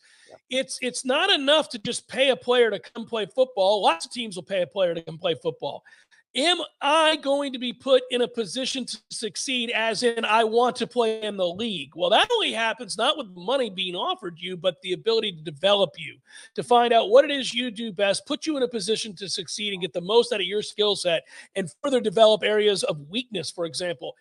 Alex Atkins' reputation precedes him because guys come here, get better, learn how to play the position from a technique standpoint, but also they have success now these days on the field, winning football games. That's changed. We've talked about the ammunition Mike Norvell now has that he's won some games. Alex Atkins has that same ammunition. I'm a really good coach. I'll develop you. I'm going to make things hard on you, but you'll be better for it. And by the way, you're going to win games. We're winning games now. You're not just coming here to get better and elevate your stock. You're coming here to get better, elevate stock, and win. That is such a difference maker when we get into this game. They've already won the transfer portal battle repeatedly, but now they're armed with wins. So it gets more interesting. That said, if I looked at it the other way, the more established you are in recruiting and the more successful you are in recruiting high school players year over year, the less you have to utilize the portal. And the harder it's going to get, too, as your roster becomes too deep with talent to bring a guy in and have him replace any of your starters. You've had a need for all these guys because your roster wasn't up to snuff. So in order to become a more efficient winner and sooner, you had to go to the portal. As you win more consistently, the higher caliber level of recruits are interested in coming to you. You won't need as many portal players. I think it's a natural progression to watch them develop and get better in the area of high school recruiting because of that success. And Atkins was quick to point out that, look, this is a narrative, and it's true. We brought in some good players in the portal, but I did just sign a badass class in 2022, and then I brought in a couple of guys we think are going to be quite good in the 2023 class. And he's right to point that out. But just a couple more notes on him. You could see why he's a fast riser. Number one, he's willing to entertain ideas from other schools, lower level schools in Florida State, because he was at one. He knows that, hey, man, I was imparting good knowledge to kids at Charlotte. And I'm sure they went on other places like, where the hell did you hear that? Well, my coach at Charlotte. It doesn't matter where you are, in a moment. You could still teach a kid at Charlotte or at Florida State or at Washington State something really valuable that makes them a good player at the next level. And to not be afraid of that idea, to be able to delegate and collaborate, as he was talking about the install meetings and how everybody has an assignment. Like, there are dudes and there are women out there in the workforce that are so afraid to say, I don't know, or I need help. And they feel like if they need help or they don't know the answer to a question, this is across the board, like they're going to get fired or something. No, sometimes the greatest thing you could do to impart strength to the organization is say, help me understand something better, or I'm overworked. I need you to work with me, make this whole operation work better. And that's where you can see Alex Atkins not only on the field, and we've talked a lot about him this hour, but he's a really interesting guy. You could see the aptitude on the field, the way he coaches players. You assume that there's aptitude on the same level in the meeting room. But now in terms of as his own career path, somebody who's not afraid to work with others, somebody who's not afraid of new ideas, somebody who's not afraid to empower his position coaches, even though he's their boss now as the offensive coordinator, that's a guy that everybody wants to work with. Plain and simple. And if you're really good at your job on top of it, that's how you move fast up the ranks and with the prospect of long-term success, not a quick flash in the pan level of success. You think about it at every level in any organization. If we bring it back to the world of entertainment, you and I are in the world of entertainment to some degree. We also are part reporter, part entertainer, part you name it. Obviously, you direct creative content here for Warchant. I do the Jeff Cameron show, and then I'm an asset in other ways within the company in terms of they do away from the show. These are all, everybody's got a role. Everybody's doing something. But the point would be, you've got to know that that's part of a collective and not be afraid of that. I mean, if we're talking about entertainment, for example, none of your nightly talk show hosts that have made it huge, David Letterman or whoever you want to point to, Johnny Carson before him, well, they don't write those jokes. Yeah. They write nary one of them. I mean, there's an occasional, hey, I had an idea. And they're all funny guys in their own right, and they earn their way to get in that position. But once they're in that position, they'd be foolish not to take in all this other advice and opportunities and suggestions. Now, they have to make it their own, and they have to make it funny and deliver. They have to do all those things. But those guys, they're in a room in the back sipping on coffee for 19 hours. So when the host walks in, he's like, what do you got for me? And then he owns it. And half the time that writer couldn't deliver that joke. But that's fine. That's all collaborative. And that's a little bit what we're talking about with Solving for the Future in ISF, but it's also why I think so many people are collectively excited about this organization that FSU has right now. They can see all of the pieces working together, and they do so to some degree. Everybody's got an ego, but they're seemingly egoless. I mean, think about what Mike Norvell, the fact that on the Jeff Cameron Show this week, here you go, humble brag. On the Jeff Cameron Show this week, we have had the defensive coordinator and the offensive coordinator, and last week we had the head coach. And oh, by the way, thanks to FSU for that, thanks to Tom Lang for organizing that, everybody working together, right? But what it says to me is that Mike Norvell is not really worried about what his coaches are going to say when he's not around, because he gets it. They're all on the same page. They're all pulling the same direction. He wants us to have access to those guys. It's a beautiful thing. Good work out of you. Good work, Director Matthew. Our thanks to Alex Atkins and Ingram Smith. Thanks so much for watching and listening, everybody. We'll talk to you tomorrow on Live Nations Friday. Peace.